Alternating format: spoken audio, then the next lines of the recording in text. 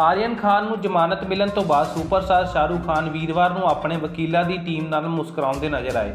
ਇੱਕ ਤਸਵੀਰ 'ਚ ਉਹਨਾਂ ਦੀ ਮੈਨੇਜਰ ਪੂਜਾ ਡਡਲਾਨੀ ਵੀ ਨਜ਼ਰ ਆ ਰਹੀ ਹੈ। ਵਕੀਲ ਸਤੀਸ਼ ਮਨਸ਼ਿੰਦੇ ਅਤੇ ਉਹਨਾਂ ਦੀ ਟੀਮ ਆਰੀਅਨ ਖਾਨ ਦੇ ਬਚਾਅ ਪੱਖ ਦਾ ਹਿੱਸਾ ਸੀ, ਜੋ 3 ਹਫ਼ਤਿਆਂ ਤੋਂ ਵੱਧ ਸਮੇਂ ਤੋਂ ਜ਼ਮਾਨਤ ਲਈ ਕੰਮ ਕਰ ਰਹੇ ਸਨ। ਮਨਸ਼ਿੰਦੇ ਨੇ ਦੱਸਿਆ ਕਿ ਸ਼ਾਹਰੁਖ ਖਾਨ ਹੁਕਮ ਤੋਂ ਬਾਅਦ ਖੁਸ਼ ਸੀ, ਉਸ ਦੀ ਲੜਾਈ ਦੇ ਨਤੀਜੇ ਆਏ ਹਨ। ਮਨਸ਼ਿੰਦੇ ਨੇ ਕਿਹਾ ਕਿ ਆਰੀਅਨ ਖਾਨ ਤੇ ਕੋਈ ਵੀ ਡਰੱਗਸ ਨਾ ਮਿਲਣ ਕਾਰਨ गिरफ्तारी शुरू तो ही गैर कानूनी सी। जिक्रयोग है कि आर्यन खान ਨੂੰ ड्रग्स ऑन क्रूज मामले 'ਚ गिरफ्तारी तो 3 हफ्ते बाद जमानत मिली है, पर अजे वो जेल तो बाहर नहीं आ सकेगा। ਉਸ ਦੀ ਰਿਹਾਈ शुक्रवार ਜਾਂ ਸ਼ਨੀਵਾਰ ਨੂੰ ਹੋ ਸਕਦੀ ਹੈ। ਆਰੀਅਨ ਖਾਨ ਨੂੰ ਜ਼ਮਾਨਤ ਮਿਲਣ ਦੀ ਖੁਸ਼ੀ 'ਚ ਸ਼ਾਹਰੁਖ ਖਾਨ ਦੇ ਘਰ ਦੇ ਬਾਹਰ ਪ੍ਰਸ਼ੰਸਕਾਂ ਦਾ ਤਾਂਤਾ ਲੱਗਿਆ ਹੋਇਆ ਹੈ ਅਤੇ ਉਹ ਸ਼ਾਹਰੁਖ ਖਾਨ ਦੇ ਬੇਟੇ ਨੂੰ ਅਦਾਲਤ ਤੋਂ ਮਿਲੀ ਰਿਹਾਇਤ ਤੇ ਜੋਸ਼ 'ਚ ਨਜ਼ਰ ਆ ਰਹੇ ਹਨ। ਉਹਨਾਂ ਨੇ ਹਾਈ ਕੋਰਟ ਦੇ ਫੈਸਲੇ ਦਾ ਸਵਾਗਤ ਕੀਤਾ। ਇਸ ਮੌਕੇ ਮੁੰਬਈ ਤੋਂ ਕੁਝ ਤਸਵੀਰਾਂ ਵੀ ਸਾਹਮਣੇ ਆਈਆਂ ਹਨ। ਪ੍ਰਸ਼ੰਸਕਾਂ ਨੂੰ ਸ਼ਾਹਰੁਖ ਖਾਨ ਦੇ ਘਰ ਦੇ ਬਾਹਰ ਇਕੱਠਾ ਹੁੰਦੇ ਵੇਖਿਆ ਜਾ ਸਕਦਾ ਹੈ। ਬੀਤੇ ਦਿਨ ਤੋਂ ਆਮ ਆਦਮੀ ਪਾਰਟੀ ਦੇ ਮੁੱਖ ਮੰਤਰੀ ਅਰਵਿੰਦ ਕੇਜਰੀਵਾਲ ਪੰਜਾਬ ਵਿੱਚ 2 ਦਿਨਾਂ ਤੇ ਫੇਰੀ ਤੇ ਹਨ। ਕੇਜਰੀਵਾਲ ਵੱਲੋਂ ਬਠਿੰਡਾ ਵਿਖੇ ਵਪਾਰੀਆਂ ਨਾਲ ਮੁਲਾਕਾਤ ਕੀਤੀ ਗਈ। ਇਸ ਮੌਕੇ ਕੇਜਰੀਵਾਲ ਨੇ ਸੰਬੋਧਨ ਕਰਦਿਆਂ ਕਿਹਾ ਕਿ ਜਦੋਂ ਚੋਣਾਂ ਆਉਂਦੀਆਂ ਹਨ ਤਾਂ ਸਿਆਸੀ ਪਾਰਟੀਆਂ ਨੂੰ ਲੋਕਾਂ ਦੀ ਯਾਦ ਆਉਂਦੀ ਹੈ। ਉਹਨਾਂ ਕਿਹਾ ਹੈ ਕਿ ਜਦੋਂ ਤੱਕ ਆਮ ਲੋਕਾਂ ਨੂੰ ਮਿਲ ਕੇ ਉਹਨਾਂ ਦੀਆਂ ਸਮੱਸਿਆਵਾਂ ਬਾਰੇ ਨਹੀਂ ਜਾਣ ਲੈਂਦੇ, ਉਦੋਂ ਤੱਕ ਅਸੀਂ ਮੈਨੀਫੈਸਟੋ ਨਹੀਂ ਬਣਾ ਸਕਦੇ। ਅਸੀਂ 24 ਘੰਟਿਆਂ ਤੋਂ ਲੋਕਾਂ ਦੇ ਵਿਚਕਾਰ ਜਾ ਕੇ ਉਹਨਾਂ ਦੀਆਂ ਸਮੱਸਿਆ ਨੂੰ ਸਮਝਣ ਤੋਂ ਬਾਅਦ ਮੈਨੀਫੈਸਟੋ ਬਣਾਉਂਦੇ ਹਾਂ। और पंजाब के कई कोने कोने से आए हुए सभी व्यापारी भाइयों को मेरा नमस्कार, मेरा प्रणाम, सत श्री अकाल। मैं पिछले 1-1.5 महीने से कई जगह जा जाके व्यापारियों से बातचीत कर रहा हूं। सबसे पहले मैं लुधियाना गया, वहां पे भी इसी तरह से कई सारे व्यापारियों से बात हुई। वहां पे जो मुद्दे निकल के आए उन मुद्दों के ऊपर हमने बात की। फिर मैं जालंधर गया, जालंधर में भी व्यापारियों से काफी विस्तार में चर्चा हुई। आज भटिंडा में आप लोगों से चर्चा हुई। अभी तक अपने देश में जो माहौल है, चुनाव आते हैं, जब चुनाव आते हैं तो पार्टियों को जनता की याद आती है। 5 साल तो जनता की याद आती नहीं है। फिर जब जनता की याद आती है तो अपने कमरे में बैठ के फिर कुछ मैनिफेस्टो बनाते हैं।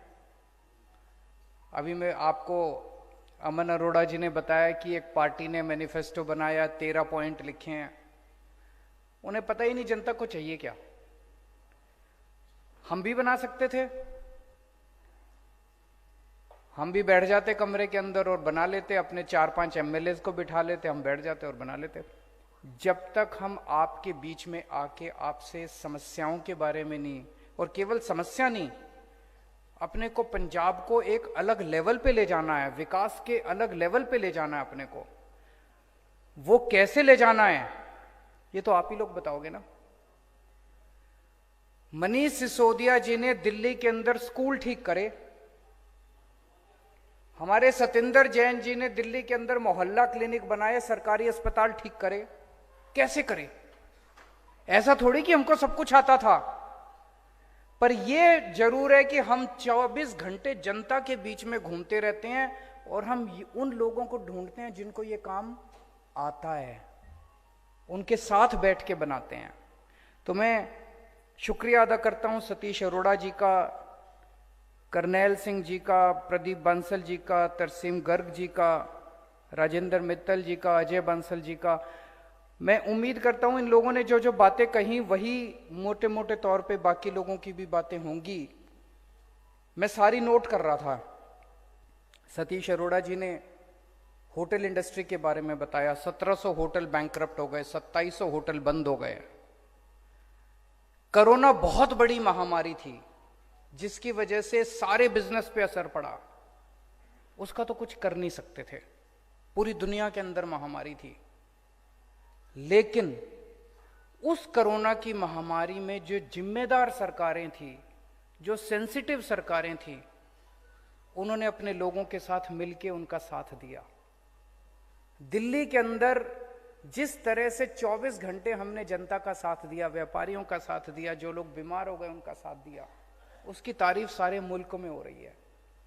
दुर्भाग्यवश उस वक्त जब पंजाब के अंदर कोरोना फैला था, यहां की सरकार अपने लोगों को अनाथ छोड़ के, और आपस में उस टाइम सीएम की कुर्सी की लड़ाई चल रही थी यहां पे। उन्हें ना व्यापारियों की चिंता थी, ना अस्पतालों की चिंता थी, ना दवाई की चिंता थी। करनैल सिंह जी ने भ्रष्टाचार के बारे में कहा कि करप्शन बहुत ज्यादा हो गया, करप्शन को ठीक करना है, इंस्पेक्टर राज ठीक करना है। उन्होंने 2000 करोड़ रुपए का लोन है उसके बारे में चर्चा की। प्रदीप बंसल जी ने छोटे व्यापारियों की बात की, बिल्कुल सही बात है। मैंने अक्सर देखा इस किस्म की मीटिंग में बड़ी बड़ी इंडस्ट्री और बड़ी बड़ी उसकी तो बात होती है व्यापार की, छोटे व्यापारियों की कोई नहीं बात करता। और छोटे व्यापारी हमारी अर्थव्यवस्था की रीढ़ की हड्डी हैं। छोटा व्यापारी रीढ़ की हड्डी है। मेरे को याद है 8वीं क्लास मैंने गांव से की थी, सिवानी गांव से। 1 साल के लिए मेरे पिताजी की नौकरी चली गई थी तो हम गांव चले गए थे। 1 साल तक मैं भी किराने की दुकान पे बैठा था। 8वीं क्लास पे स्कूल जाया करते थे, शाम को जब घर वापस आते थे तो थोड़ी देर के लिए किराने की दुकान पे मैं जाए, चाचा जी की दुकान थी। तो ये छोटा व्यापारी जो है, वो छोटा व्यापारी हमारे देश की अर्थव्यवस्था की रीढ़ की हड्डी है और सबसे ज्यादा मार उसी को पड़ती है। बड़ा व्यापारी तो फिर भी सारे डिपार्टमेंट को, महकमों को किसी तरह से, छोटा व्यापारी के पास तो बेचारे के पास पैसे नहीं होते, फिर भी सारे इंस्पेक्टर आके उसको तंग करते हैं। तरसीम गर्ग जी ने बड़ी इंपॉर्टेंट बात कही, इस पे मैं विस्तार पे बात करूंगा। उन्होंने कहा कि बठिंडा के अंदर कत्लेआम हो रहे हैं, मर्डर हो रहे हैं, फिरौती हो रही है, स्नैचिंग हो रही है,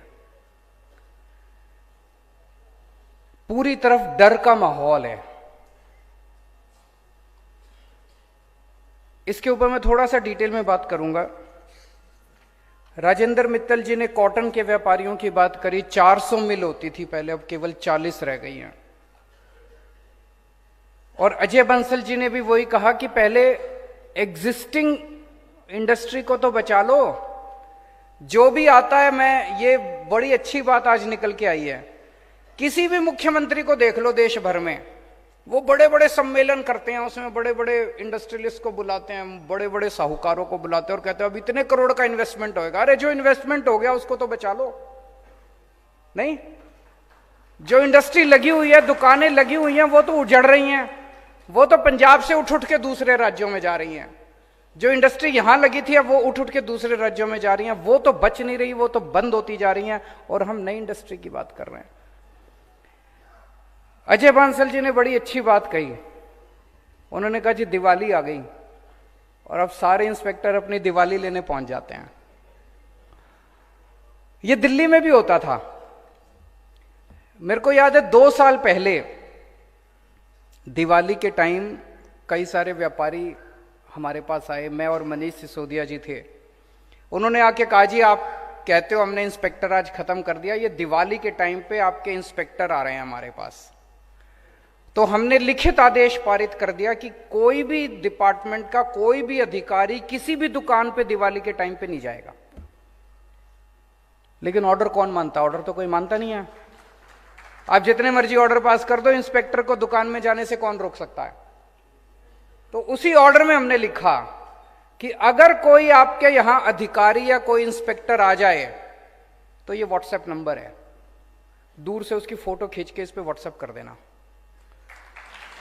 भाई साहब, उसके बाद इंस्पेक्टरों ने दिवाली लेना बंद कर दिया। फिर दिवाली जनता की होती थी, इंस्पेक्टर अपने घर पे दिवाली मनाता था, जनता अपने घर पे दिवाली मनाती थी।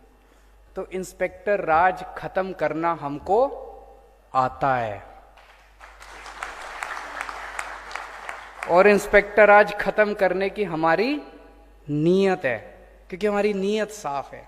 अगर नीयत खराब हो तो अखबार में बड़े बड़े ऐड तो निकलते हैं, लेकिन इंस्पेक्टर आज खत्म नहीं होता। बातें बड़ी बड़ी होता नहीं है। मेरे पास मैं कल शाम को भटिंडा पहुंच गया था। मेरे पास कल कुछ व्यापारी आए शाम को मिलने के लिए।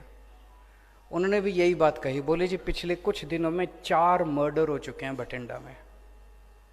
पूरी तरफ चारों तरफ फिरौतियों का माहौल है, व्यापारी डरा हुआ है,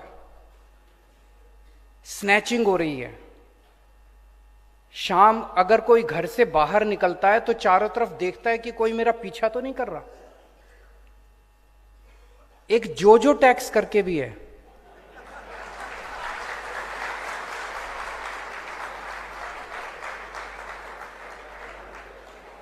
क्या?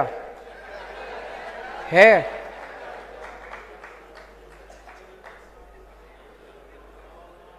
तो दोस्तों, ऐसे माहौल में व्यापारी अपना व्यापार कैसे करेगा? ऐसे माहौल में तो व्यापारी अपना व्यापार नहीं कर सकता। अब आप सोचो, अगर आप अपने एसी कमरे में बैठ के अगर मैनिफेस्टो बना देते तो इस जोजो टैक्स का कैसे पता चलता? जोजो टैक्स तो तभी पता चलता है जब आप लोगों के बीच में आते हैं हम लोग। तो आज 2 ऐलान करके जा रहा हूं मैं, और जैसा मैं अक्सर कहता हूं कि मैं जो कहता हूं मैं बड़े सोच समझ के कहता हूं, पूरी कैलकुलेशन करके कहता हूं। 2 बड़े ऐलान करके जा रहा हूं। पहला, हमारी सरकार बनेगी, फरवरी में चुनाव है, मार्च में नतीजे आ जाएंगे। 1 अप्रैल के बाद हर व्यापारी की सुरक्षा हमारी जिम्मेदारी होगी।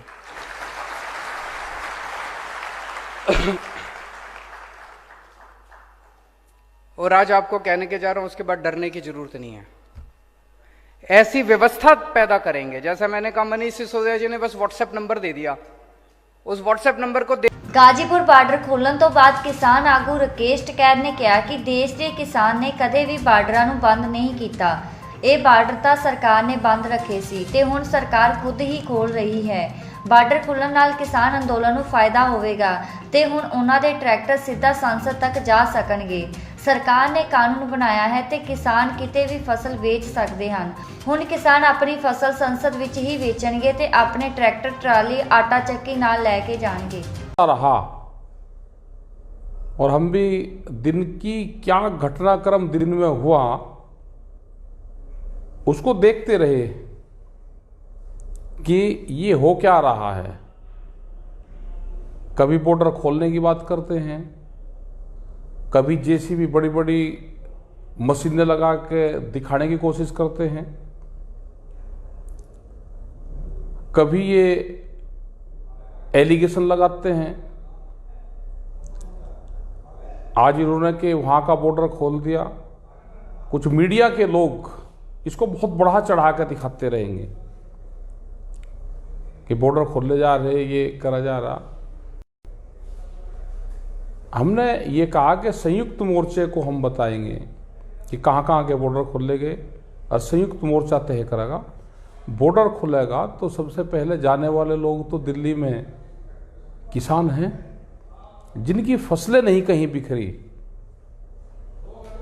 जो अपनी फसलें एमएसपी से कम पे। देश के प्रधानमंत्री ने कहा अपनी फसलें मंडी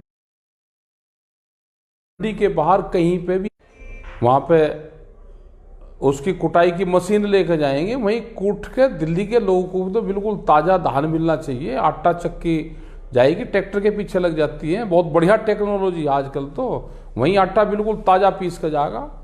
उन लोगों को भी मॉल के बाहर बिकेगा, जो बड़े बड़े मॉल है जहाँ पे बाजरे का आटा चाकी लगा के बाजरे का आटा, मक्की का आटा, गेहूँ का आटा उसी मॉल के बाहर चाकी लगाकर वहीं ट्रैक्टरों में सामान जाके और वहाँ बेचेंगे ना। कहीं पे भी बेच लो तो खुल गया बाजार देश का। अरे क्यों देश की जनता का बेवकूफ़ बना रहे? मतलब बातचीत नहीं करेंगे, लोगों पे एलिगेशन लगा के किसानों को यहाँ से चले जाएं छोड़ के, और तुम इस देश के किसानों की फसलों को लूटने का काम करो। वो टाइम आ गया, अब 11 महीने हो गए। आज भी हमने नहीं कहा कि आज किसान वहां पर जाए। हम आज सुबह से बोल रहे इन्हीं को देख रहे, तो एक कर क्या रहे, अपनी बॉर्डर पे भाई निगाह रखो। ज्यादा आने की अभी जरूरत नहीं, जब आएंगे संयुक्त मोर्चा अगर कहेगा हम ट्रैक्टरों के साथ में आएंगे, अपनी फसलें लेकर आएंगे और दिल्ली में बेचेगा। हम तो संयुक्त मोर्चे से ये कह रहे हैं कि वे कर लो फैसला, लेकिन जो भी संयुक्त मोर्चे का फैसला होगा हम उसको मान लेंगे। और हम आज ना वहां पे प्रदेश अध्यक्ष है, ना वहां पर आज हम रहेंगे, आज वहां पे बॉर्डर पे रहेगी जनता। अब देखेंगे आपको कौन छुटाएगा वहां पे। पहले बहुत करते थे कि जी हम आज है ही नहीं भाई, आज पूरा दिन नहीं रहे, आज रात को नहीं रहने के, कल दिन में नहीं रहेंगे। ये जनता रहेगी वहां पे। जो कहते थे ना जी है नहीं कोई, खाली हो गए जी, कोई खाली नहीं रहा, तुम छेड़खानी नहीं करोगे तो यह जनता गांव की तैयार बैठी है। और अपना संभालो भाई बॉर्डर को इनको आने के। हमें भी बहुत काम है पूरे देश भर में। ये छेड़खानी करते हैं, दिल्ली सरकार भी करती है, भारत सरकार भी, और ये उत्तर प्रदेश सरकार भी करे। दोनों छेड़खानी करें, अपने बॉर्डर को संभालो, वहां पे आते जाते रहो, अपना घर खेत का काम भी करते रहो, और जो मोर्चे हैं उस पर भी अपना ध्यान रखो। संयुक्त मोर्चा जो भी फैसला लेगा हम उसके साथ में खड़े हुए हैं। ਦਿੱਲੀ ਪੁਲਿਸ ਦੀ ਕਾਰਵਾਈ ਤੋਂ ਬਾਅਦ ਟਿਕਰੀ ਬਾਰਡਰ ਦੇ ਖੋਲੇ ਜਾਣ ਦੇ ਫੈਸਲੇ ਤੇ ਕਿਸਾਨ ਆਗੂ ਰਾਜੇਵਾਲ ਦਾ ਆਇਆ ਵੱਡਾ ਬਿਆਨ। ਦਿੱਲੀ ਬਾਰਡਰ ਦੇ ਉੱਤੇ ਵੱਖ-ਵੱਖ ਨਾਕਿਆਂ ਉੱਤੇ ਬੈਠੇ ਕਿਸਾਨ ਭੈਣੋ ਤੇ ਭਰਾਵੋ, ਦਿੱਲੀ ਸਰਕਾਰ ਦਿੱਲੀ ਦੇ ਬਾਰਡਰਾਂ ਤੇ ਜੋ ਰੋਕਾਂ ਲਾਈਆਂ ਸੀ ਉਹਨਾਂ ਨੂੰ ਹਟਾ ਰਹੀ ਹੈ, ਬਾਰਡਰ ਨੂੰ ਖੋਲ੍ਹ ਰਹੀ ਹੈ। ਤੇ ਸਾਡੇ ਕਿਸਾਨ ਭਰਾਵਾਂ ਵਿੱਚ ਕਈ ਵਾਰ ਇਸ ਤੋਂ ਚਿੰਤਾ ਪੈਦਾ ਹੁੰਦੀ ਹੈ, ਜਿਸ ਤਰ੍ਹਾਂ ਕੱਲ੍ਹ ਰਾਤੀ ਟਿਕਰੀ ਬਾਰਡਰ ਤੇ ਹੋਇਆ। ਮੇਰੀ ਤੁਹਾਨੂੰ ਸਾਰਿਆਂ ਨੂੰ ਅਪੀਲ ਹੈ ਵੀ ਸਰਕਾਰ ਬੁਖਲਾ ਚੁੱਕੀ ਹੈ, ਉਹ ਸੁਪਰੀਮ ਕੋਰਟ ਵਿੱਚ ਇਹ ਕਹਿਣਾ ਚਾਹੁੰਦੀ ਹੈ ਕਿ ਅਸੀਂ ਤਾਂ ਬਾਰਡਰ ਖੋਲ੍ਹ ਦਿੱਤੇ, ਕਿਸਾਨ ਨਹੀਂ ਖੋਲ੍ਹ ਰਹੇ। ਸਾਨੂੰ ਇਸ ਲਈ ਖਤਰਾ ਇੱਕੋ ਹੈ ਕਿ ਇਸ ਨਾਲ ਵੱਡਾ ਟ੍ਰੈਫਿਕ ਚੱਲੇਗਾ, ਉਸ ਨਾਲ ਹਾਦਸੇ ਹੋਣਗੇ। ਤੇ ਮੇਰੀ ਤੁਹਾਨੂੰ ਸਾਰਿਆਂ ਨੂੰ ਅਪੀਲ ਹੈ ਕਿ ਇਹ ਉਹ ਸਮਾਂ ਹੈ ਜਦੋਂ ਮੋਦੀ ਸਰਕਾਰ ਨੂੰ ਸਾਰੀ ਦੁਨੀਆ ਵਿੱਚੋਂ ਲਾਹਨਤਾਂ ਪੈ ਰਹੀਆਂ ਹਨ। ਤੁਹਾਡਾ ਮੋਰਚਾ ਸਿਖਰ ਤੇ ਗਿਆ ਹੋਇਆ ਹੈ, ਇਸ ਲਈ ਸਾਰੇ ਸ਼ਾਂਤ ਰਹੋ, ਡਿਸਿਪਲਿਨ ਵਿੱਚ ਰਹੋ, ਤੁਹਾਡਾ ਕੋਈ ਕੁਝ ਵਿਗਾੜ ਨਹੀਂ ਸਕਦਾ। ਸਾਡੇ ਕੋਲ ਬਹੁਤ ਸਾਰੇ ਸ਼ਾਂਤਮਈ ਢੰਗ ਤਰੀਕੇ ਹਨ ਜਿਸ ਨਾਲ ਅਸੀਂ ਇਸ ਸਮੱਸਿਆ ਉੱਤੇ ਵੀ ਕਾਬੂ ਪਾ ਸਕਦੇ ਹਾਂ। ਇਸ ਲਈ ਮੇਰੀ ਤੁਹਾਨੂੰ ਬਾਰ-ਬਾਰ ਸਾਰੇ ਭਰਾਵਾਂ ਨੂੰ ਅਪੀਲ ਹੈ ਕਿ ਜੋਸ਼ ਦੇ ਨਾਲ ਹੋਸ਼ ਕਾਇਮ ਰੱਖਣਾ ਬਹੁਤ ਜ਼ਰੂਰੀ ਹੈ, ਸ਼ਾਂਤਮਈ ਰਹਿਣਾ ਬਹੁਤ ਜ਼ਰੂਰੀ ਹੈ। ਇਹੀ ਤੁਹਾਡੇ ਮੋਰਚੇ ਦੀ ਜਿੱਤ ਲਈ ਸਭ ਤੋਂ ਵੱਡਾ ਹਥਿਆਰ ਸਾਬਤ ਹੋਵੇਗਾ। ਬਹੁਤ-ਬਹੁਤ ਧੰਨਵਾਦ। ਹਰਿਆਣਾ ਦੇ ਝੱਜਰ ਜ਼ਿਲ੍ਹੇ ਵਿੱਚ ਇੱਕ ਦਰਦਨਾਕ ਹਾਦਸਾ ਵਾਪਰਿਆ। ਬਹਾਦੁਰਗੜ੍ਹ ਵਿੱਚ ਇੱਕ ਤੇਜ਼ ਰਫ਼ਤਾਰ ਟਰੱਕ ਨੇ ਅੰਦੋਲਨਕਾਰੀ ਮਹਿਲਾ ਕਿਸਾਨਾਂ ਨੂੰ ਕੁਚਲ ਦਿੱਤਾ। ਇਸ ਹਾਦਸੇ 'ਚ 3 ਬਜ਼ੁਰਗ ਔਰਤਾਂ ਦੀ ਮੌਤ ਹੋ ਗਈ, ਜਦਕਿ 3 ਦੀ ਹਾਲਤ ਨਾਜ਼ੁਕ ਬਣੀ ਹੋਈ ਹੈ। ਪੰਜਾਬ ਦੇ ਮੁੱਖ ਮੰਤਰੀ ਚਰਨਜੀਤ ਸਿੰਘ ਚੰਨੀ ਨੇ ਇਸ ਘਟਨਾ ਤੇ ਦੁੱਖ ਪ੍ਰਗਟਾਇਆ ਹੈ। ਉਹਨਾਂ ਨੇ ਟਵੀਟ ਕੀਤਾ ਕਿ ਕੋਈ ਵੀ ਗੁਆਚੀਆਂ ਜਾਨਾਂ ਦੀ ਭਰਪਾਈ ਨਹੀਂ ਕਰ ਸਕਦਾ। ਇਸ ਦੁਖਾਂਤ ਨਾਲ ਪੰਜਾਬ ਦੇ ਪਰਿਵਾਰਾਂ ਨੂੰ ਕਦੇ ਵੀ ਨਾ ਪੂਰਾ ਹੋਣ ਵਾਲਾ ਘਾਟਾ ਪਿਆ ਹੈ। ਪੰਜਾਬ ਸਰਕਾਰ ਨੇ ਮ੍ਰਿਤਕ ਔਰਤਾਂ ਦੇ ਪਰਿਵਾਰਾਂ ਲਈ ਰਾਹਤ ਦਾ ਐਲਾਨ ਕੀਤਾ ਹੈ। ਹਰੇਕ ਮ੍ਰਿਤਕ ਦੇ ਪਰਿਵਾਰ ਨੂੰ 5 ਲੱਖ ਰੁਪਏ ਅਤੇ ਜ਼ਖਮੀਆਂ ਦਾ ਮੁਫਤ ਇਲਾਜ ਕੀਤਾ ਜਾਵੇਗਾ। ਦੱਸਿਆ ਜਾ ਰਿਹਾ ਹੈ ਕਿ ਇਹ ਔਰਤਾਂ ਸਵੇਰੇ 6 ਵਜੇ ਦੇ ਕਰੀਬ ਬਹਾਦਰਗੜ੍ਹ 'ਚ ਡਿਵਾਈਡਰ ਤੇ ਬੈਠ ਕੇ ਘਰ ਜਾਣ ਲਈ ਆਟੋ ਦੀ ਉਡੀਕ ਕਰ ਰਹੀਆਂ ਸਨ। ਇਹ ਤਿੰਨੋਂ ਔਰਤਾਂ ਪੰਜਾਬ ਦੇ ਮਾਨਸਾ ਜ਼ਿਲ੍ਹੇ ਦੀਆਂ ਵਸਨੀਕ ਹਨ ਅਤੇ ਕਿਸਾਨ ਅੰਦੋਲਨ ਰੋਟੇਸ਼ਨ ਤਹਿਤ ਆਪਣੇ ਘਰ ਜਾਣ ਲਈ ਬੈਠੀਆਂ ਸਨ। ਹਾਦਸੇ ਤੋਂ ਬਾਅਦ ਟਰੱਕ ਚਾਲਕ ਮੌਕੇ ਤੇ ਫਰਾਰ ਹੋ ਗਿਆ ਹੈ। ਫਿਲਹਾਲ ਪੁਲਿਸ ਨੇ ਮੌਕੇ ਤੇ ਪਹੁੰਚ ਕੇ ਜਾਂਚ ਸ਼ੁਰੂ ਕਰ ਦਿੱਤੀ ਹੈ। ਰੇਲਵੇ ਨੇ ਟਰੂ ਕਾਲਰ ਨਾਲ ਮਿਲਾਇਆ ਹੱਥ। ਹੁਣ ਹਰ ਬੈਚ ਨਾਲ ਵੈਰੀਫਾਈ ਹੋਵੇਗਾ ਰੇਲਵੇ ਦਾ ਹੈਲਪਲਾਈਨ ਨੰਬਰ। ਤੋਂ ਆਪਣੇ ਕੀਮਤੀ ਸਮੇਂ ਚੋਂ ਸਮਾਂ ਕੱਢ ਕੇ ਇੱਥੇ ਪਹੁੰਚੇ ਹੋਏ ਕਾਰੋਬਾਰੀ ਸੱਜਣ, ਵਪਾਰੀ ਭਰਾ, ਵੱਖ-ਵੱਖ ਹੋਰ ਧੰਦਿਆਂ ਨਾਲ ਸੰਬੰਧਿਤ ਜਿੰਨੇ ਵੀ ਕਦਮ ਤੁਸੀਂ ਅੱਜ ਚੱਲ ਕੇ ਇੱਥੇ ਆਏ ਹੋ, ਸਾਡੇ ਸਿਰ ਮੱਥੇ ਆਮ ਆਦਮੀ ਪਾਰਟੀ ਦੇ ਬਹੁਤ ਸਾਰੇ ਵਰਕਰ ਵੀ ਆਏ ਹੋਏ ਨੇ, ਵਲੰਟੀਅਰ, ਅਹੁਦੇਦਾਰ ਸਾਹਿਬਾਨ ਬਠਿੰਡਾ ਜ਼ਿਲ੍ਹੇ ਦੇ, ਸਾਡੇ MLA ਸਾਹਿਬਾਨ ਸਾਰੇ ਬੈਠੇ ਨੇ ਜਿਨ੍ਹਾਂ ਨੂੰ ਤੁਸੀਂ ਚੁਣ ਕੇ ਵਿਧਾਨ ਸਭਾ ਦੇ ਵਿੱਚ ਭੇਜਿਆ, ਔਰ ਸਟੇਜ ਤੇ ਬਿਰਾਜਮਾਨ ਦੇਸ਼ ਦੇ ਸਭ ਤੋਂ ਵੱਧ ਮਸ਼ਹੂਰ ਤੇ ਸਭ ਤੋਂ ਵੱਧ ਹਰਮਨ ਪਿਆਰੇ ਮੁੱਖ ਮੰਤਰੀ ਔਰ ਆਮ ਆਦਮੀ ਪਾਰਟੀ ਦੇ ਨੈਸ਼ਨਲ ਕਨਵੀਨਰ अरविंद केजरीवाल जी, विरोधी धिर के नेता हरपाल चीमा जी, और बहुत छोटी उम्र दे विच 3 बार तिलक नगर तो लगातार MLA बनते आ रहे मेरे भरा जरनैल सिंह जी, और उन्होंने तो भी छोटी उम्र दे रजिंदर नगर तो MLA ते जल बोर्ड दे चेयरमैन, दिल्ली दे जल बोर्ड दे, क्योंकि दिल्ली का जल बोर्ड जिहड़ा है उहदा चेयरमैन समझ लो पंजाब च बिजली बोर्ड का चेयरमैन, क्योंकि जिन्नी आपां नूं बिजली की इत्थे ज़्यादा जरूरत रहिंदी है, दिल्ली दे विच पानी की जरूरत तो नहीं रहिंदी है।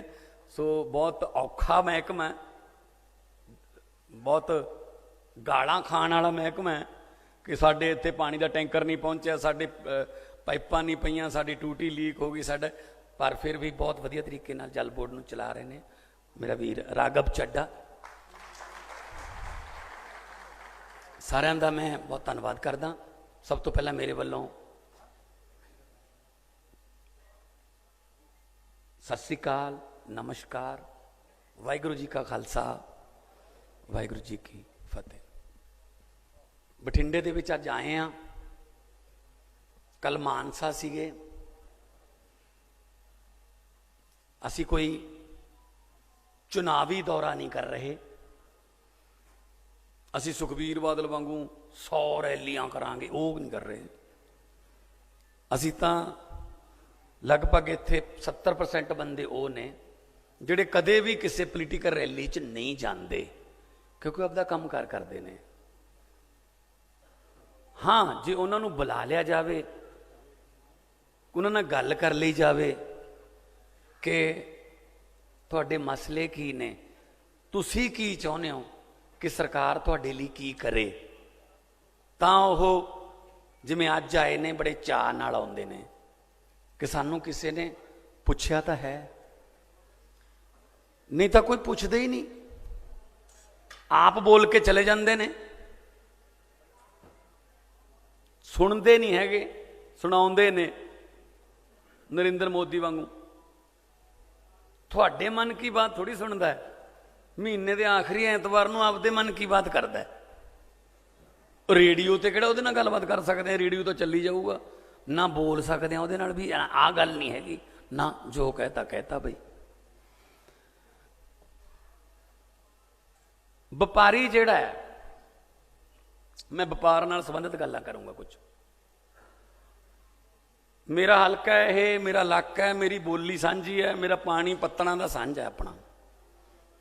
मानसा, भीखी, बुढ़लाडा, झनीर, बोहा, बरेटा, बठिंडा, गोनियाना, गिद्दड़बाहा, अपनी हलके ने, रिश्तेदारियां ने, एक दूजे नाल दातियां कईयां दी भी सांझ है। जानते हैं व्यापारियां नूं, जानते हैं कि उन्हां दा कामकार की है, एक दूजे नाल धारी फड़न वाला भी काम चलता है, आड़तियां नाल 9 मास का रिश्ता जिन्हों ये तोड़न लगे हुए ने। सो व्यापारी जिहड़ा है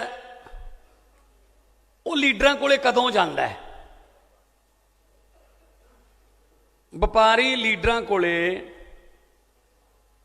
पोलीटिकल लोकां कोले उदों जांदा है जदों वोटां च महीना कराया जाता है। उदों थोड़ा थोड़ा उन्होंने पता लगन लग जाता भी ये आउणगे,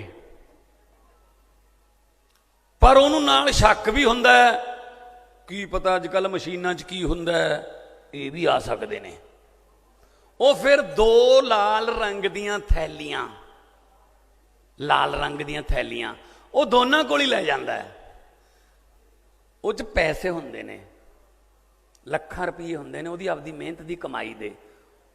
ਉਹ ਇਸ ਕਰਕੇ नहीं उन्होंने फंड दिंदा कि तुसी आओ तो तुहाडे आउण नाल सानू बहुत खुशी होगी। वो दिलों दुखी हुंदा है, बाहरों तो कहंदा भी आ लो जी एक भेटा थोड़ी जी, अंदरों ये कहंदा हुंदा है आ लो जी जे तुसी सरकार च आ गए सानू तंग ना करियो, आ लो जी तुसी भी जे तुसी आ गए ਸਾਨੂੰ ਤੰਗ ਨਾ ਕਰਿਓ, ਸਾਨੂੰ ਕੰਮ ਕਰ ਲੈਣ ਦਿਓ। ਪੈਸੇ ਇਸ ਗੱਲ ਦੇ ਦਿੱਤੇ ਜਾ ਰਹੇ ਨੇ ਕਿ ਸਾਨੂੰ ਆਪਦਾ ਕੰਮ ਕਰ ਲੈਣ ਦਿਓ, ਜਦ ਕਿ ਸਰਕਾਰਾਂ ਦਾ ਕੰਮ ਹੁੰਦਾ ਉਹਨਾਂ ਦੇ ਕੰਮਾਂ ਨੂੰ ਐਪਰੀਸ਼ੀਏਟ ਕਰਨਾ, ਉਹਨਾਂ ਦੇ ਕੰਮਾਂ ਨੂੰ ਹੋਰ ਵਧਾਉਣਾ, ਉਹਨਾਂ ਦੇ ਕੰਮਾਂ ਵਾਸਤੇ ਕਰਜ਼ੇ ਲੋਨ ਇਹੋ ਜਿਹੀਆਂ ਸਕੀਮਾਂ ਲੈ ਕੇ ਆਉਣੀਆਂ ਕਿ ਉਹਨਾਂ ਦਾ ਕੰਮ ਵਧੇ। ਸਾਡੇ ਇੱਥੇ ਉਲਟਾ ਹੈ। ਸਹੀ ਹੈ ਨਾ? ਸਹੀ ਬੋਲ ਰਿਹਾ ਨਾ? ਹਾਂ। ਸੋ ਫਿਰ ਜਦੋਂ ਉਹ ਆ ਜਾਂਦੇ ਨੇ, ਕੋਈ ਵੀ ਆ ਗਿਆ, ਇੱਧਰਲੇ ਆ ਗਏ ਚਾਹੇ ਇੱਧਰਲੇ ਆ ਗਏ, ਫਿਰ ਡਰ ਵੀ ਕਿਤੇ ਸਾਡੀ ਫੈਕਟਰੀ ਮੂਹਰ ਦੀ ਨਾ ਲੰਘ ਜੇ ਇਹ, ਤੇ ਫੈਕਟਰੀ ਮੂਹਰ ਦੀ ਲੰਘ ਕੇ ਜੇ ਪਾਣੀ ਵੀ ਪੀ ਗਿਆ ਨਾ ਅੰਦਰ, ਇਹਨੂੰ ਸਾਰਾ ਪਤਾ ਲੱਗ ਜਾਣਾ ਪ੍ਰੋਡਕਸ਼ਨ ਕਿੰਨੀ ਹੈ, ਇਹਨੇ ਹਿੱਸਾ ਪਾ ਲੈਣਾ, ਫੇਰ ਪੰਗਾ। ਡਰਨ ਲਾਤੇ, ਡਰਨ ਆਪਦੀ ਸਕਸੈਸ ਤੋਂ, ਸਫਲਤਾ ਤੋਂ ਡਰਦੇ ਆ ਕਿ ਯਾਰ ਜ਼ਿਆਦਾ ਕਾਮਯਾਬ ਨਾ ਹੋ ਜਾਈਏ, ਨਹੀਂ ਤਾਂ ਹਿੱਸਾ ਪਾ ਲੈਣਗੇ। ਸੋ ਇਹ ਕੰਮ ਸਰਕਾਰਾਂ ਦਾ ਨਹੀਂ ਹੁੰਦਾ। ਲੋਕਾਂ ਨੂੰ ਡਰਾਉਣ ਵਾਸਤੇ ਥੋੜੀ ਸਰਕਾਰਾਂ ਬਣਦੀਆਂ ਨੇ, ਲੋਕਾਂ ਨੂੰ ਤਰੱਕੀ ਕਰਾਉਣ ਵਾਸਤੇ, ਲੋਕਾਂ ਦੇ ਕਾਰੋਬਾਰ ਵਧਾਉਣ ਵਾਸਤੇ ਸਰਕਾਰਾਂ ਬਣਦੀਆਂ ਨੇ। ਨਹੀਂ ਹੁੰਦਾ ਇਦਾਂ ਦਾ। ਅੱਜ ਅਸੀਂ ਤੁਹਾਡੇ ਨਾਲ ਇਹ ਗੱਲ ਕਰਨ ਆਏ ਹਾਂ, ਤੁਹਾਡੇ ਕੋਲੋਂ ਅਸੀਂ ਕੋਈ ਲਾਲ ਪੀਲੇ ਰੰਗ ਦੀ ਥੈਲੀ ਲੈਣ ਨਹੀਂ ਆਏ। ਅਸੀਂ ਤੁਹਾਡੇ ਨਾਲ ਉਹਨਾਂ ਥੈਲੀਆਂ ਦੇ ਵਿੱਚ ਜੋ ਤੁਸੀਂ ਪਾ ਕੇ ਦਿੰਦੇ ਹੋ, ਉਹ ਤੋਂ ਵੀ ਵੱਧ ਕੀਮਤੀ ਤੁਹਾਡੇ ਵਿਚਾਰ, ਤੁਹਾਡੇ ਦੁੱਖ ਤੇ ਤੁਹਾਡੇ ਦਰਦ ਸੁਣਨ ਵਾਸਤੇ ਆਏ ਹਾਂ, ਹੋਰ ਕੋਈ ਕੰਮ ਨਹੀਂ ਆਇਆ। ਸ਼੍ਰੋਮਣੀ ਅਕਾਲੀ ਦਲ ਬਾਦਲ ਨੇ ਸੀਮਾ ਸੁਰੱਖਿਆ ਬਲ ਦਾ ਅਧਿਕਾਰ ਖੇਤਰ ਸਰਹੱਦ ਤੋਂ 50 ਕਿਲੋਮੀਟਰ ਤੱਕ ਵਧਾਉਣ ਦੇ ਵਿਰੋਧ ਵਿੱਚ ਪੰਜਾਬ ਵਿੱਚ ਇੱਕ ਮਾਰਚ ਕੱਢਿਆ। ਸ਼੍ਰੋਮਣੀ ਅਕਾਲੀ ਦਲ ਦੇ ਪ੍ਰਧਾਨ ਸੁਖਬੀਰ ਸਿੰਘ ਬਾਦਲ ਅਤੇ ਜਨਰਲ ਸਕੱਤਰ ਬਿਕਰਮ ਸਿੰਘ ਮਜੀਠੀਆ ਦੀ ਅਗਵਾਈ ਹੇਠ ਪਾਕਿਸਤਾਨ ਦੀ ਸਰਹੱਦ ਤੇ ਸਥਿਤ ਅਟਾਰੀ ਤੋਂ ਅੰਮ੍ਰਿਤਸਰ ਦੇ ਗੋਲਡਨ ਗੇਟ ਤੱਕ ਰੋਸ ਮਾਰਚ ਕੱਢ ਕੇ ਪੰਜਾਬ ਵਿੱਚ BSF ਦੇ ਅਧਿਕਾਰ ਖੇਤਰ ਨੂੰ 50 ਕਿਲੋਮੀਟਰ ਤੱਕ ਵਧਾਉਣ ਦੇ ਵਿਰੋਧ ਵਿੱਚ ਰੋਸ ਪ੍ਰਦਰਸ਼ਨ ਕੀਤਾ ਗਿਆ। ਹਾਲਾਂਕਿ ਇਸ ਦੌਰਾਨ ਇੱਕ ਵੱਡਾ ਹਾਦਸਾ ਵਾਪਰ ਗਿਆ। ਦਰਅਸਲ ਇੱਕ ਮੋਟਰਸਾਈਕਲ ਸਵਾਰ ਨੂੰ ਕਾਰ ਨੇ ਟੱਕਰ ਮਾਰ ਦਿੱਤੀ, ਜਿਸ ਕਾਰਨ ਉਸ ਦੀ ਜਾਨ ਚਲੀ ਗਈ। ਇਸ ਦੇ ਨਾਲ ਹੀ ਬਿਕਰਮ ਮਜੀਠੀਆ ਨੇ ਮ੍ਰਿਤਕ ਦੇਹ ਨੂੰ ਐਂਬੂਲੈਂਸ ਵਿੱਚ ਰੱਖਿਆ ਅਤੇ ਉੱਥੋਂ ਨਿਕਲਣ ਦਾ ਰਸਤਾ ਮੁਹੱਈਆ ਕਰਵਾਇਆ। ਪੰਜਾਬ ਦੇ ਉਪ ਮੁੱਖ ਮੰਤਰੀ ਸੁਖਜਿੰਦਰ ਸਿੰਘ ਰੰਧਾਵਾ ਲਗਾਤਾਰ ਐਕਸ਼ਨ ਮੋਡ ਵਿੱਚ ਨਜ਼ਰ ਆ ਰਹੇ ਹਨ। ਦਰਅਸਲ ਉਪ ਮੁੱਖ ਮੰਤਰੀ ਨੇ GT ਰੋਡ ਤੇ ਪੈਂਦੇ ਬਲਾਕਾ ਅਤੇ ਭੀੜ-ਭਾੜ ਵਾਲੇ ਇਲਾਕਿਆਂ 'ਚ ਆਵਾਜਾਈ ਦੀ ਸਥਿਤੀ ਦਾ ਅਚਨਚੇਤ ਨਿਰੀਖਣ ਕੀਤਾ। ਰੰਧਾਵਾ ਨੇ ਫਤਿਹਗੜ੍ਹ ਸਾਹਿਬ ਜ਼ਿਲ੍ਹੇ ਵਿੱਚ ਟ੍ਰੈਫਿਕ ਪ੍ਰਬੰਧਕਾਂ ਲਈ ਪੁਲਿਸ ਦੇ ਢਿੱਲੇ ਪ੍ਰਬੰਧਾਂ ਤੇ ਅਸੰਤੁਸ਼ਟੀ ਪ੍ਰਗਟਾਈ। ਉਹਨਾਂ ਤੁਰੰਤ ਕਾਰਵਾਈ ਕਰਦੇ ਹੋਏ 3 ਪੁਲਿਸ ਮੁਲਾਜ਼ਮਾਂ ਨੂੰ ਮੁਅੱਤਲ ਕਰ ਦਿੱਤਾ। ਇਸ ਦੇ ਨਾਲ ਹੀ ਉਹਨਾਂ ਸਤਲੁਜ ਪੁਲ ਪਾਰ ਕਰਨ ਉਪਰੰਤ ਫਲੋਰ ਦੇ GT ਰੋਡ ਤੇ ਨਾਕੇ ਤੇ ਤੈਨਾਤ ਪੁਲਿਸ ਮੁਲਾਜ਼ਮਾਂ ਦੀ ਡਿਊਟੀ ਤੇ ਨੋਟਿਸ ਲੈਂਦਿਆਂ ਉਹਨਾਂ ਨੂੰ ਮੁਸਤੈਦੀ ਨਾਲ ਕੰਮ ਕਰਨ ਦੀ ਹਦਾਇਤ ਦਿੱਤੀ। ਰੰਧਾਵਾ ਨੇ ਕਿਹਾ ਕਿ ਤਿਉਹਾਰਾਂ ਦੇ ਸੀਜ਼ਨ ਦੇ ਮੱਦੇਨਜ਼ਰ ਪੁਲਿਸ ਨੂੰ ਰਾਹਗੀਰਾਂ ਦੀ ਸੁਰੱਖਿਆ ਲਈ ਹਾਈ ਅਲਰਟ ਤੇ ਰਹਿਣਾ ਚਾਹੀਦਾ ਹੈ। ਆਪ ਦੇ ਵਿਧਾਇਕ ਅਮਨ ਅਰੋੜਾ ਨੇ ਦਾਣਾ ਮੰਡੀ ਦੇ ਦੌਰੇ ਦੌਰਾਨ ਪਿੰਡ ਲਖੇੜਾ ਵਿੱਚ ਲੋੜਵੰਦ ਆਟਾ ਦਾਲਾਂ ਦੇ ਲਾਭਪਾਤਰੀਆਂ ਨਾਲ ਹੋਏ ਘਪਲੇ ਦਾ ਜਾਇਜ਼ਾ ਲਿਆ ਅਤੇ ਇਸ ਦੇ ਨਾਲ ਹੀ ਸਬੰਧਤ ਅਧਿਕਾਰੀਆਂ ਨੂੰ ਮੌਕੇ ਤੇ ਹੀ ਦੋਸ਼ੀਆਂ ਖਿਲਾਫ ਕਾਰਵਾਈ ਕਰਨ ਦੇ ਸਖਤ ਹੁਕਮ ਦਿੱਤੇ। ਮੰਡੀਆਂ ਦੇ ਵਿੱਚ ਸੁਨਾਮ ਹਲਕੇ ਦੀਆਂ ਮੰਡੀਆਂ ਦੇ ਵਿੱਚ ਦੌਰਾ ਜਿਹੜਾ ਮੇਰਾ ਸਵੇਰ ਦਾ ਉਹ ਚੱਲ ਰਿਹਾ ਹੈ। ਅੱਜ ਲੌਂਗੋਵਾਲ ਏਰੀਆ ਦੀਆਂ ਮੰਡੀਆਂ ਦਾ ਤਕਰੀਬਨ 8-10 ਮੰਡੀਆਂ ਦਾ ਦੌਰਾ ਹੋ ਗਿਆ, ਕਿਉਂਕਿ ਇਹੀ ਇੱਕ ਟਾਈਮ ਹੁੰਦਾ ਹੈ ਹਾੜੀ ਸੌਣੀ ਵੇਲੇ ਜਦ ਕਿਸਾਨ ਆਪਦੀਆਂ ਪੁੱਤਾਂ ਵਰਗੀਆਂ ਪਾਲੀਆਂ ਹੋਈਆਂ ਫਸਲਾਂ ਦੀ ਕਿਸੇ ਤਰੀਕੇ ਉਹਨਾਂ ਨੂੰ ਕੋਈ ਦਿੱਕਤ ਨਾ ਆਵੇ, ਬੇਕਦਰੀ ਨਾ ਹੋਵੇ। ਮੁਸ਼ਕਲਾਂ ਮਸਲੇ ਛੋਟੇ ਹੁੰਦੇ ਨੇ ਪਰ ਉਹ ਕਈ ਵਾਰੀ ਸਰਕਾਰਾਂ ਦੀ ਅਣਗਹਿਲੀ ਕਰਕੇ ਵੱਡੇ ਬਣ ਜਾਂਦੇ ਨੇ। ਇਸ ਕਰਕੇ ਤਕਰੀਬਨ 28-29 ਸਾਲ ਤੋਂ ਪ੍ਰੋਸੈਸ ਸਿਸਟਮ ਇਹ ਰੱਖਿਆ ਹੋਇਆ ਹੈ ਕਿ ਹਰ ਸਾਲ ਹਾੜੀ ਸੌਣੀ ਤਾਂ ਜ਼ਰੂਰ ਮੰਡੀਆਂ ਦੇ ਵਿੱਚ ਆਉਣਾ ਹੀ ਆਉਣਾ, ਤਾਂ ਕਿ ਕਿਸਾਨਾਂ ਦੇ, ਮਜ਼ਦੂਰਾਂ ਦੇ, ਆੜ੍ਹਤੀਆਂ ਦੇ ਮਸਲੇ ਨੇ ਜਿਹੜੇ ਉਹ ਮੌਕੇ ਤੇ ਹੱਲ ਕਰਾਏ ਜਾਣ। ਅੱਜ ਹੁਣ ਇਸ ਲੋਹਾ ਖੇੜਾ ਦੀ ਮੰਡੀ ਦੇ ਵਿੱਚ ਆਏ ਸੀਗੇ ਤੇ ਉੱਥੇ ਬੈਠ ਕੇ ਸਾਰੇ ਸਾਥੀਆਂ ਦੇ ਨਾਲ ਗੱਲਾਂ ਬਾਤਾਂ ਕੀਤੀਆਂ ਨੇ। ਤੇ ਇੱਕ ਹੋਰ ਮਸਲਾ ਹੈ ਜਿਹੜਾ ਬੜਾ ਗੰਭੀਰ ਮਸਲਾ ਹੈ, ਕਿਸ ਤਰੀਕੇ ਦੇ ਨਾਲ ਸਰਕਾਰਾਂ ਦੀਆਂ, ਅਫਸਰਾਂ ਦੀਆਂ ਤੇ ਕਈ ਵਾਰੀ ਕਿਸੇ ਡੀਪੂ ਹੋਲਡਰ ਦੀ ਅਣਗਹਿਲੀ ਕਰਕੇ ਜਾਂ ਲਾਪਰਵਾਹੀ ਕਰਕੇ ਜਾਂ ਮਾੜੀ ਨੀਅਤ ਕਰਕੇ ਲੋਕਾਂ ਨੂੰ ਖੱਜਲ ਖੁਆਰੀ ਹੋਣੀ ਪੈਂਦੀ ਹੈ। ਉਹਦਾ ਇੱਕ ਮਾਮਲਾ ਜਿਹੜਾ ਮਸਲਾ ਉਹ ਸਾਹਮਣੇ ਆਇਆ ਹੈ। ਮੈਂ ਇੱਥੇ ਲੋਹੇ ਖੇੜੇ ਮੰਡੀ ਦੇ ਵਿੱਚ ਆਇਆ ਤੇ ਬਹੁਤ ਸਾਰੇ ਸਾਥੀਆਂ ਨੇ ਦੱਸਿਆ ਕਿ ਇੱਥੇ 2 ਡੀਪੂ ਨੇ।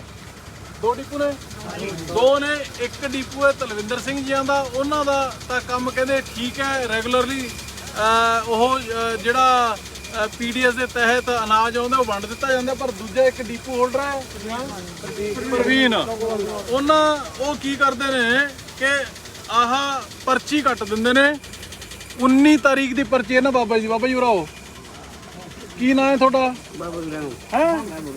ਬਾਬੂ ਰਾਮ ਇਹ ਪਰਚੀ ਤੁਹਾਡੀ 19 ਤਰੀਕ ਦੀ ਅੱਜ ਕਿੰਨੇ 10-11 ਦਿਨ ਹੋ ਗਏ ਪਰਚੀ ਰਸੀਦ ਕੱਟਦੀ ਪਰ ਹਜੇ ਮਿਲਿਆ ਨਹੀਂ ਕਣਕ ਵਗੈਰਾ ਕੁਝ ਨਹੀਂ ਮਿਲਿਆ ਹੋਰ ਕਿਹਨੂੰ ਨਹੀਂ ਮਿਲਿਆ ਜੀ ਪਰਚੀਆਂ ਸਾਰੇ ਰਹਿੰਦੇ ਨੇ ਜਿਹੜੇ ਉਹਦੇ ਡਿਪੂ ਚ ਸਾਰੇ ਰਹਿੰਦੇ ਨੇ ਜਿਹੜੇ ਕੀ ਕਹਿੰਦੇ ਹੋ ਜਿਹੜੇ ਪੁਰਾਣੇ ਵਾਲੇ ਡਿਪੂ ਚ ਨੇ ਉਹਨਾਂ ਨੂੰ ਤਾਂ ਕਿਸੇ ਨੂੰ ਵੀ ਨਹੀਂ ਮਿਲੀ ਦੂਜੇ ਡਿਪੂ ਚ ਮਿਲ ਗਈ ਸਭ ਨੂੰ ਦੂਜੇ ਚ ਮਿਲ ਗਈ ਉਹਦੇ ਤਾਂ ਸਾਰੀ ਦੂਜੇ ਨੂੰ ਮਿਲ ਗਈ ਅਸੀਂ ਰਹਿੰਦੇ ਹਾਂ ਜੀ ਸਾਰੀ ਸਾਡੇ 3 ਜਣਿਆਂ ਨੂੰ ਮਿਲਦੀ ਆ ਬਾਕੀ ਮਿਲਦੀ ਨਹੀਂ ਹਾਂ ਤੇ 4 ਜਣੇ ਕਿੰਨੇ ਮੈਂਬਰ ਨੇ 8 ਨੇ ਘਰ ਚ ਤੇ ਮਿਲਦੀ ਕਿੰਨੇ ਨੂੰ ਹੈ 3 ਨੂੰ ਹਾਂ ਕਿਹੜੇ ਡਿਪੂ ਤੇ ਲੱਗਿਆ ਤੁਹਾਡਾ ਇਹ ਸਿੱਧੀ ਲੱਗੀ ਪ੍ਰਵੀਨ ਦੇ ਇਹਦੀ ਪਰਚੀ ਤੁਹਾਡੀ ਕੀ ਪਰਚੀ ਮਿਲੀ ਇਸ ਵਾਰੀ ਮਿਲ ਗਿਆ ਹਾਂ 3 ਦੀ ਘਰੀ ਆ ਪਾਤੀ ਹਾਂ ਘਰੇ ਪਾਤੀ ਸਭ ਦੇ ਪਰਚੀਆਂ ਨੇ ਨਹੀਂ ਮਿਲਿਆ ਹੈਗਾ ਇਹਦੀਆਂ ਪਰਚੀਆਂ ਨੇ ਜੀ ਕਣਕ ਦਾ ਡਿਪੂ ਚ ਲੈ ਜਾਓ ਪਰਚੀਆਂ ਕਣਕ ਬਾਰੇ ਕਹਿੰਦਾ ਕੀ ਹੈ ਕਹਿੰਦਾ ਫੇਰ ਦੇਵਾਂਗੇ ਪਰਚੀਆਂ ਖੋ ਜਾਂਦੀਆਂ ਨੇ ਆਦਨਾ ਪਰਚੀਆਂ ਖੋ ਜਾਂਦੀਆਂ ਨੇ ਮਗਰ ਕਹਿੰਦੇ ਨੇ ਪਰਚੀ ਲਿਓ ਸਾਹਮਣੇ ਟਰੱਕ ਲਿਆ ਯਾਰ ਮੈਨੂੰ 10 ਦਿਨ ਹੋ ਗਏ ਰਾਤ ਨੂੰ ਨੌ ਨਹੀਂ ਲਿਖਦੇ 9 ਮਿੰਟ ਚੜਾਉਂਦੇ ਇਸ ਪੈਟਰੋਲ 3 ਗੇਲ ਚ 10 ਗੇਲ ਫੜਾਇਆ ਮੈਂ ਫਾਰਮ ਕਰਕੇ ਇਹਦਾ ਹੁਣ ਸਿਸਟਮ ਇਹ ਹੈ ਕਿ ਪਰਚੀ ਯਾਨੀ ਕਿ ਰਸੀਦ ਹੈ ਇਹ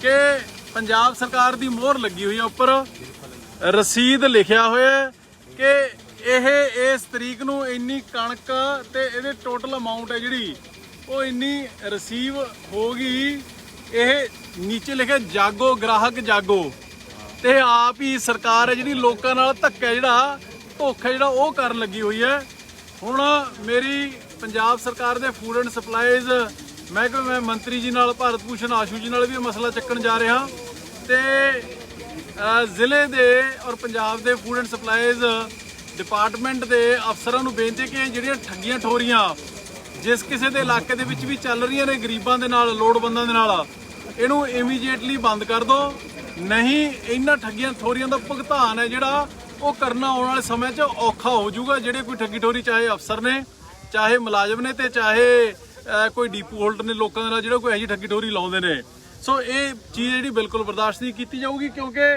ਜਦੋਂ ਰਸੀਦ ਨਿਕਲ ਗਈ ਔਰ ਇਹ ਰਸੀਦ ਨਿਕਲਦੀ ਉਦੋਂ ਹੈ ਜਦੋਂ ਸਰਕਾਰ ਵੱਲੋਂ ਡੀਪੂ ਹੋਲਡਰ ਕੋਲੇ ਕਣਕ ਪਹੁੰਚ ਜਾਂਦੀ ਹੈ ਜਦੋਂ ਮਿਲ ਜਾਂਦੀ ਹੈ ਉਹਨਾਂ ਨੂੰ ਅੱਗੇ ਡਿਸਟ੍ਰੀਬਿਊਸ਼ਨ ਦਾ ਕੰਮ ਹੈ ਜਿਹੜਾ ਉਹ ਡੀਪੂ ਹੋਲਡਰ ਨੇ ਕਰਨਾ ਪਰ ਉਹਦੀ ਇੰਪਲੀਮੈਂਟੇਸ਼ਨ ਹੈ ਜਿਹੜੀ ਉਹ ਜੋ ਡੀਐਫਐਸਸੀ ਡਿਪਾਰਟਮੈਂਟ ਹੈ ਫੂਡ ਐਂਡ ਸਪਲਾਈਜ਼ ਉਹਨੇ ਕਰਨੀ ਹੈ ਸੋ ਇਸ ਤਰੀਕੇ ਦੀਆਂ ਠੱਗੀਆਂ ਠੋਰੀਆਂ ਨੇ ਜਿਹੜੀਆਂ ਉਹ ਜਦੋਂ ਲੋਕਾਂ ਦੇ ਵਿੱਚ ਆਉਣੇ ਆ ਪਤਾ ਲੱਗਦਾ ਤੇ ਕਿਸ ਤਰੀਕੇ ਦੇ ਨਾਲ ਲੋਕਾਂ ਨੂੰ ਤੰਗ ਪਰੇਸ਼ਾਨ ਤੇ ਠੱਗਿਆ ਜਾ ਰਿਹਾ ਹੈ ਤੇ